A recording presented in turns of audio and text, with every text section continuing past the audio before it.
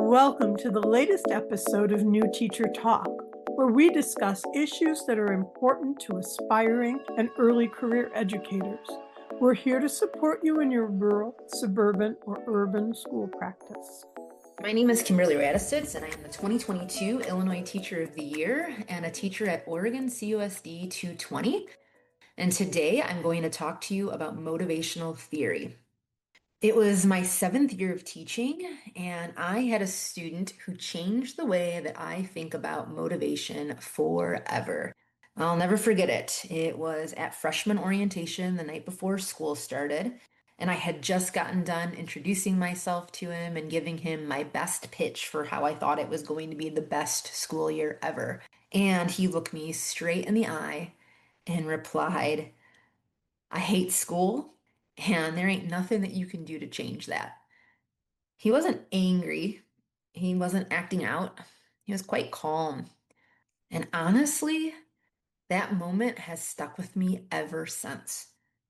At first, I think it was because it was pretty discouraging, especially considering it was the night before school started, the night before the very first night of school. But pretty quickly after that moment, I also found it to become pretty motivating for me because I remember thinking to myself that I was going to do everything in my power to change his mind. And so that led me down quite a rabbit hole. In that, I started researching what it is that motivates someone towards a task.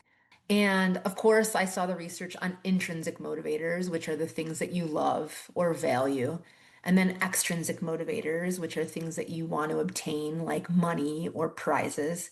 But when I dug deeper, I landed on a model called the ARCS model of motivation. And it has been a game changer for me in my classroom.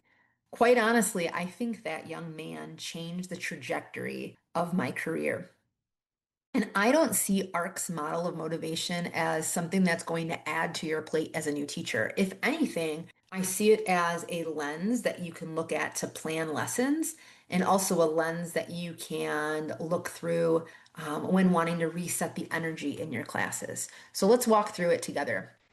As I said, ARCS is a model of motivation, and it's also an acronym that stands for 4 different things that's necessary for someone to be motivated towards a task. And the first letter of that acronym is A for attention. Because let's be honest, motivation starts with attention. If students aren't mentally present, learning simply isn't going to happen. And attention doesn't mean entertainment all the time, right? Like, yes, a game is going to catch the attention of students. They're going to get excited when you mention a Kahoot or a Gimkit or a Blookit, but it doesn't always have to be a game. Attention simply is something that students feel engaged in, something that catches their attention in a hook capacity. So that could be something like movement that you bring into your lesson. So maybe instead of reading in seats, students are reading in a gallery walk, or they're reading something that's a little higher interest, like a mystery, or they're solving a puzzle that has them thinking critically.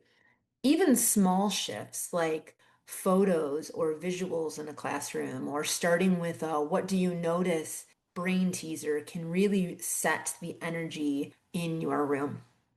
Our students, if you think about it, are surrounded by stimulation all day long. If we want their attention, we have to be intentional about how we invite them into learning every day. And if you find that your lesson starts off great, but then all of a sudden it somehow kind of gets off track, go back to this and thinking about what is it that you can do in that moment to catch the attention of your students. And if you think about it, probably some of the best teachers you've ever had didn't necessarily use movement or games or puzzles, but it was their passion that they exuded that hooked you into whatever it was that they were teaching. So don't undermine that about yourself either. With that said, R in the model of motivation stands for relevance. And relevance might be the most powerful part of motivation because in practice, relevance means that students are far more motivated when they feel known and when their learning connects to their lives. So, in practice, this can look like tapping into their passions or extracurricular interest, or showing how learning links to their future goals or careers. And this is easily attainable if you start off your school year with a personal inventory of some sort where you ask students about some of the things that they're interested in, and then you bring in that knowledge throughout the school year and connecting it to your lessons, connecting it to your assignments, to your formative assessments, to your activities. And it doesn't always have to be in a formal capacity. Sometimes it's just in some of those informal conversations that you're having with students. But lesson personalization gets students thinking that whatever it is that you're learning in your class has something to do with them. And that brings up the motivation almost instantly, right? If you aren't exactly sure how your lesson connects to their lives, put that ball in the students' court and ask them, like, think about it. How could this lesson apply to your future life? And offering them the opportunity of thinking critically that way.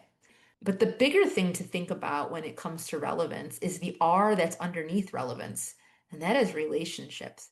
Because the truth is, out of all the things that I'm going to say to you today, I think you're going to agree with me when I say this. In education, relationships really matter. When a student knows that you care about them, when a student knows that you value them, when a student knows that you believe in them, that in and of itself is very, very motivating. And quite honestly, goes into the next letter of the ARC's model of motivation, and that is confidence. Because confidence is the thing that answers the question students are often afraid to ask out loud, and that is, can I actually do this thing? If a task that you put in front of a student feels overwhelming, they're often going to shut down. But building confidence isn't about making that thing easier. It's about creating a path to success. So, some practical ways to do that include revisiting past successes, both in their school or everyday life. An example might be if you have a student that's really into mechanics and you know that they have built an engine, or rather taken apart an engine and put it back together. Talking them through that scenario and how that really involved a lot of resilience and grit might be some skills that you can ask them to apply to that 5 paragraph essay that you're asking them to write. But with that 5 paragraph essay, you might have to break that into some manageable chunks or some clearer goals where you've provided them with some early success opportunities through scaffolding that will build up their confidence, right?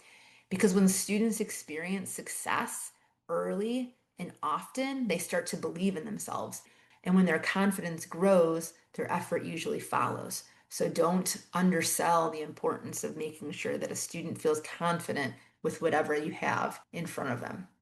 And then finally, the S in ARCS stands for satisfaction.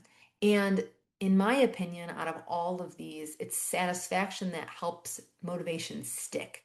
This is where feedback and celebration really, really matter because effective satisfaction looks like specific and timely feedback that celebrates growth both in the big moments and in the small moments. And that means you're having data-driven conversations with students that show their progress over time, that help them recognize their improvement. Because when students can see how far they've come, they're more willing to keep going. So don't underestimate the power of showing students their data. And in addition to that, we were talking before about relationships and how relationships matter. That doesn't just end with the relationship that you have with your students. The relationship you have with their families also matters.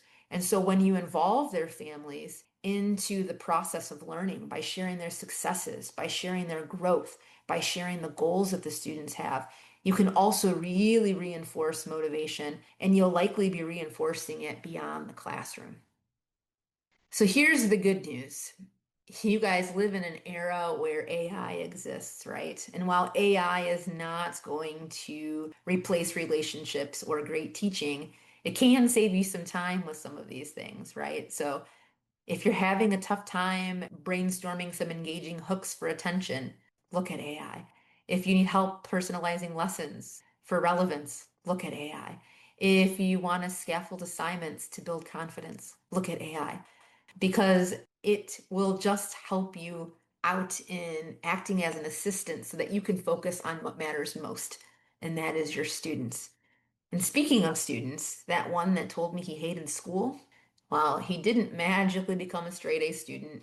And I'm not sure that I ever really got him to say that he loved school, but he did admit by senior year that he didn't hate it anymore. And that reminded me of something that's pretty important. And that is that motivation isn't about changing who students are. It's about changing how we invite them into the learning. So thank you for being an educator who's willing to learn alongside me and who's willing to do exactly that for students. Thank you, thank you, thank you for joining the profession. Be well. Thanks for spending time with us on New Teacher Talk today.